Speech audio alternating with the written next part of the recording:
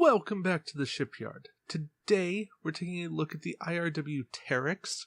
This was the prize ship from Q Continuum OP3. It's a mirror Dideridix, and that brings some pros and some cons with it. It's a standard Dideridix 3264, evade, target lock, cloak, echo, and it really gets the worst of the slot layouts. 1 crew, 2 weapons, 2 tech is what it is. Named ability. After you perform a green maneuver, you may immediately perform a scan action as a free action. On its own, that's okay. In combination with Captain Tomahawk, which we'll get to in a minute, fantastic. Well, maybe not fantastic, but good. It's a good ability. There's some reasonable synergy with scan in the game, so this is a ship that plays to that. 3 attack dice, it's not great, but you can put type 8 on this, and you can put a weapon that we'll see in this pack. Generic, it's a Dideridix. You lose a shield, you lose a tech slot, and it's kind of like the worst of all worlds. So don't run the generic unless you absolutely have to. You're playing some kind of a mega game, but really just don't do it. Alright, the aforementioned Captain Tomahawk, skill 4, talent slot, 3 points. When attacking with your primary weapon, if there is a scan token beside your ship, during the modify attack dice step, you may re-roll all of your blank results once. Great, Tomahawk on the Terix. Makes a lot of sense, doesn't it? I think so.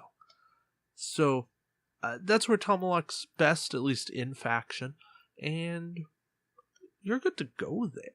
Of course, he has other applications. Put him on a ship that natively has scan, run him in combination with other scanning abilities, Enterprise A, Spock, all those kinds of things, and you're sitting pretty.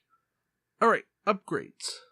We've got an elite talent, Deception, 5 points, mirror unique. At the start of the combat phase, before any ships have attacked, if there is not a battle station token beside your ship, you may discard this card to place a battle station token beside your ship. In addition, if your ship is cloaked, you may place 1 evade token beside your ship, even if there is already one there. The problem I have with this card is that it's just way too expensive. It's a cool effect. Placing a battle station token and an evade token is a really good effect. Battle station, of course, if you don't have it, evade, period. The cost of the card is what makes me cringe. And it's not just the 5 points. I mean, that alone is a non-starter. But it's the conditions that are on the card as well. So I look at this and I go, really cool idea, just not what I can justify bringing. Our crew is Tabak, 4 point, mirror unique. Action, if your ship is not cloaked, disable all of your remaining shields and target a ship at range 1 to 2 that's not cloaked, has no active shields. Discard this card to steal 1 crew upgrade on the target ship, even if it exceeds your ship's restrictions. Again, cool effect. We've seen these kinds of gankers before.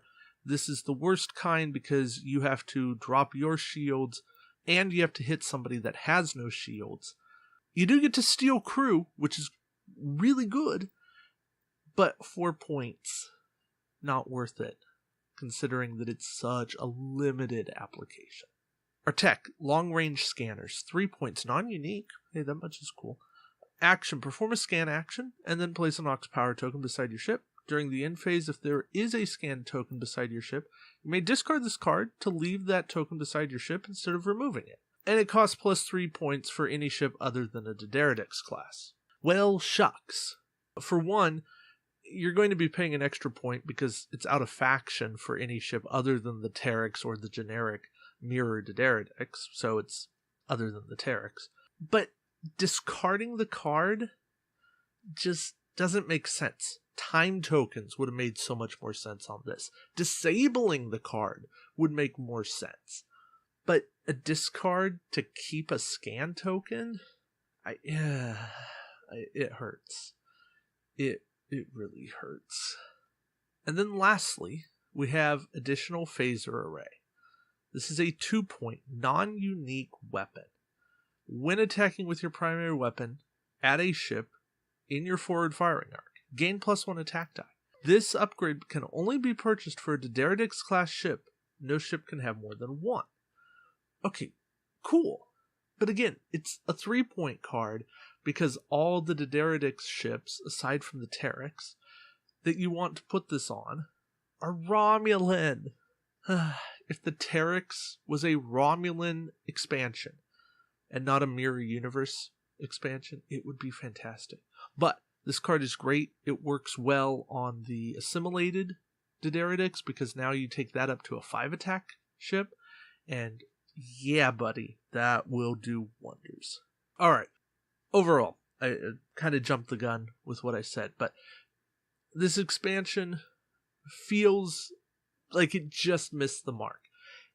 It needs to be Romulan, or the cards that say D'Deridex only or cost more for non-D'Deridex, they need to not give a faction penalty to D'Deridex ships, because it's ridiculous to say you can only put this on a D'Deridex, but then it costs you more because it's not the Mirror D'Deridex. It doesn't make sense. I really hope that we get another version of this, a Romulan version of Additional Phaser Array in the Romulan faction pack. That would make everything better.